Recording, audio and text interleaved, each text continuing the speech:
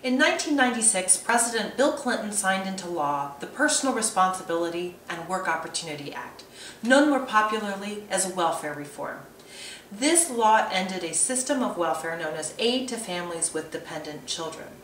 It was one of the biggest policy shifts of the late 20th century, and its effects are still being seen. Because welfare reform was so significant and because it encapsulates so many of the social problems that we've studied this semester, I've decided to focus on welfare reform for this fifth and final unit. Over the next few weeks, you'll be reading a book by Sharon Hayes called Flat Broke with Children. As Hayes suggests, welfare reform preaches new values surrounding work and family, values that are meant to raise women and children out of poverty. In this lecture, I want to focus on how welfare has tried to instill a new work ethic among welfare mothers. Sharon Hayes, though, asks a provocative question. Is welfare reform about raising women out of poverty, or is it about pushing women to become low-wage workers? Before 1996, the United States had a system of welfare known as Aid to Families with Dependent Children, also known as AFDC. Established in 1935, AFDC provided cash assistance to women who had been widowed or abandoned by their husbands. And the program was intended to allow these women to stay at home and raise their children rather than work. Over time, the number of women and children on welfare rose dramatically, from 3 million in 1969 to 14 million in 1994. Most of this increase was due to the increase in out-of-wedlock childbearing. That, combined with the fact that an increasing number of welfare recipients were women of color, led to a decline in public support for the program. So in 1996, AFDC was replaced with a program called Temporary Assistance for Needy Families, or TANF. TANF established a time limit on welfare receipt, and it was structured to promote work and marriage. The overall message was that women should work whether or not they had children at home to take care of. The result of welfare reform has been dramatic.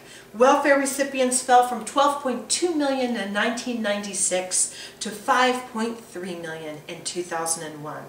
These numbers suggest that welfare reform was a positive change. But what was the fate of welfare recipients? And what message did welfare reform send? These were questions that needed empirical answers. In Flat Broke with Children, Sharon Hayes looks at the cultural norms, beliefs, and values embedded in welfare reform. As she asks on page 10, what does the Personal Responsibility Act tell us about the values of our society? What message does it send to the poor and to the nation? The heart of the debate surrounding welfare reform is whether society should promote individual self-sufficiency or traditional family values. Should poor women with children be encouraged to find work and put their children in daycare, or should they be paid by the state to be stay-at-home mothers? Welfare reform's answer is clear. Women with children who cannot find a man to support them should put work before family. To study what effect this has had on current and former welfare recipients, Hayes studied welfare reform in 2 cities. One in the west that she calls Sunbelt City, and another in the southeast that she calls Arbordale. Between 1997 and 2001, she interviewed over 50 caseworkers and around 130 welfare mothers in both cities. And here is what she found. TANF has 2 primary components, a work plan and a family plan. Under the work plan, women are urged to find work and to follow the ethos of personal responsibility. Because the vast majority of welfare recipients are mothers, the plan takes women who would otherwise have been state-supported stay-at-home moms and forces them to financially provide for their children without assistance.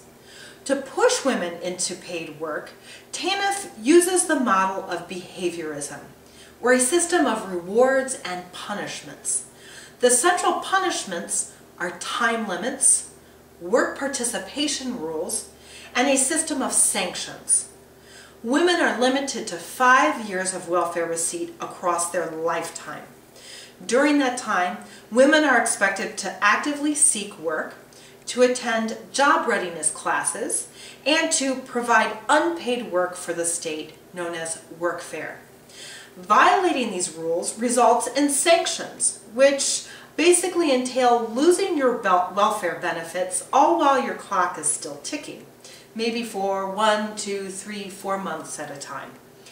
At any one time, some 1/4 of welfare recipients are being sanctioned. Now, in terms of rewards, women are offered various supportive services, such as subsidized childcare. And once the women find a job, their income is disregarded for a transition period such that they continue to collect welfare benefits to supplement their income. The assumption behind the work plan is that welfare mothers are on welfare because they lack the motivation to work. But Hayes found that a majority of the welfare mothers she interviewed had a very strong work ethic. In fact, about 65% of them had been working before going on welfare. The other assumption of the work plan is that there are jobs out there to be found, and or these jobs pay enough to lift a family out of poverty. Around 47% of welfare recipients don't have a high school diploma, which limits the jobs, especially the living wage jobs that might be available to them. Despite work participation rules, 40% of welfare recipients remain unemployed.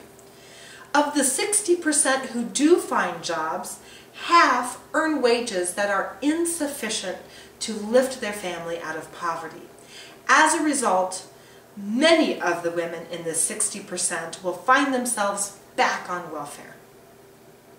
A third and final problem with the work plan is that it purportedly upholds the values of independence and self-reliance. But the bureaucratic welfare to work process merely teaches these women how to be compliant and obedient. So instead of becoming independent citizens, these women become docile, low-wage workers that will accept any type of job, which of course works to the advantage of low-wage employers.